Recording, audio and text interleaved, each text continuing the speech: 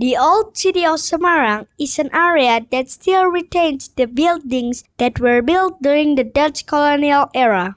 So, we can find many old Dutch-style buildings here. In the 19th to 20th centuries, this area became a trading center. According to the geographical condition, this area is separated from the surrounding area. So it looks like a separated city with the nickname Little Netherlands. Almost all the buildings here has been restored without changing their original form. One of the buildings that has become the icon of this area is a church called Gereja Bleduk. This church called Bleduk because of its prominent dome shape, which in Japanese is called Bleduk.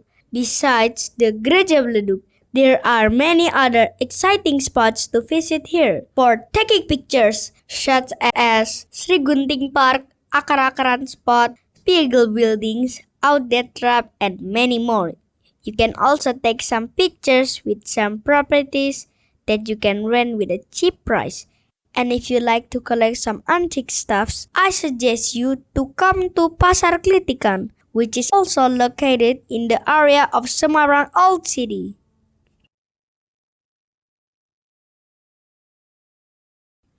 Batik is an ancient art form of Indonesia made with wax-resistant dye on fabrics, and each region in Indonesia has its own motif of batik. Batik has also been registered as humanitarian heritage of masterpieces of oral and intangible culture at UNESCO. In Semarang, there is a place where we can find many products of batik. Not only clothes but also many kinds of handicraft products as souvenirs, named Kampung Batik or Batik Town. It is located near to Kota Lama or Semarang Old City. It only takes 15 minutes by walking. After we cross the gate of Kampung Batik, we can see some unique wall paintings. And of course, we can use it as the background to take pictures. Walking around this place, we can see many rows of batik fabrics and clothes in front of the houses. The locals use their house as both house, production, and showroom. We can also get some experiences in Kampung Batik, such as learn about the history and kinds of batik motifs, and also try to make our own batik by using canting. Canting is a pen-like tool used to apply hot liquid wax to drip on the surface of the cloth. And last but not least, we can buy batik fabrics or ready-to-wear batik clothes with the best price. Not only fabrics, the locals also sell other stuffs, like keychains, shoes, bags, and many other accessories with batik design on it that you can grab it as souvenirs for your beloved family and friends.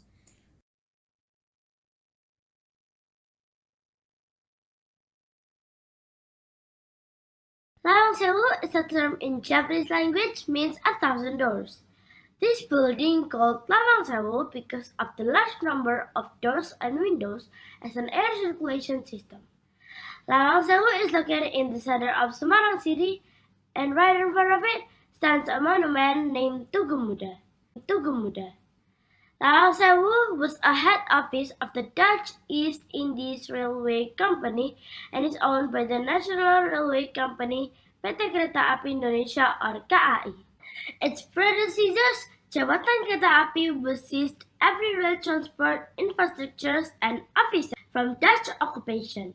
Today, the building is used as a museum and heritage railway gallery. Currently operated by Heritage Unit of KAI and its subsidiary KAI Wisata. The main building started on 27th of February 1904 and was completed in July 1907, while the additional buildings were built around 1916 and finished in 1918. In addition to the unique building design, Lawang Sewu has stained glass ornament that tells about the prosperity and beauty of Java.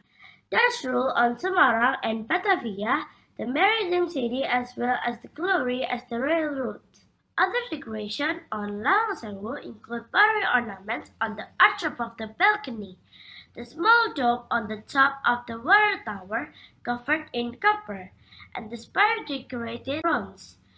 Being in this building is like taking us back in time about 100 years ago. Currently, Lawang Sewu is not only used as a tourist destination, but also used as a venue of special events in Semarang.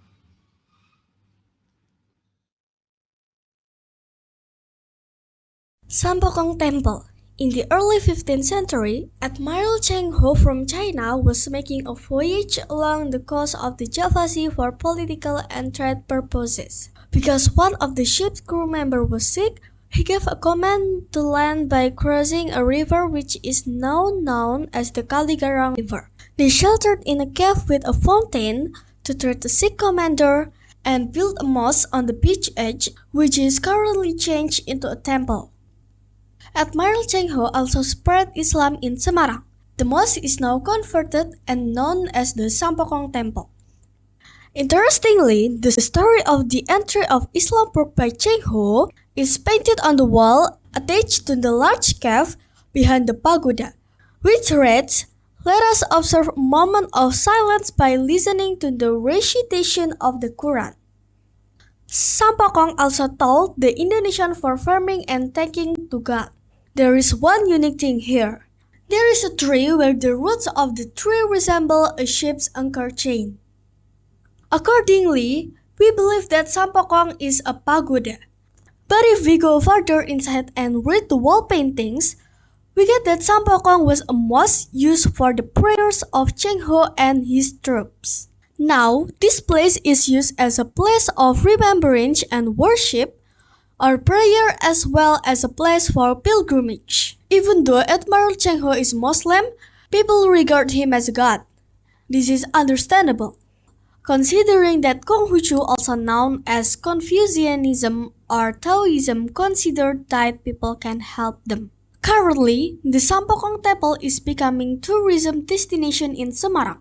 It is also often used as a music concert venue because it has a large open space.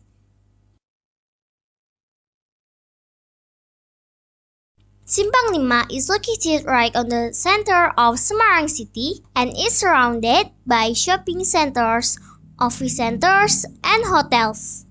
Equipped with various facilities such as sport facilities, jogging track, city park, and a playground where the children can play around, many people like to visit this place, especially in the morning and afternoon, on the weekend, Friday to Sunday.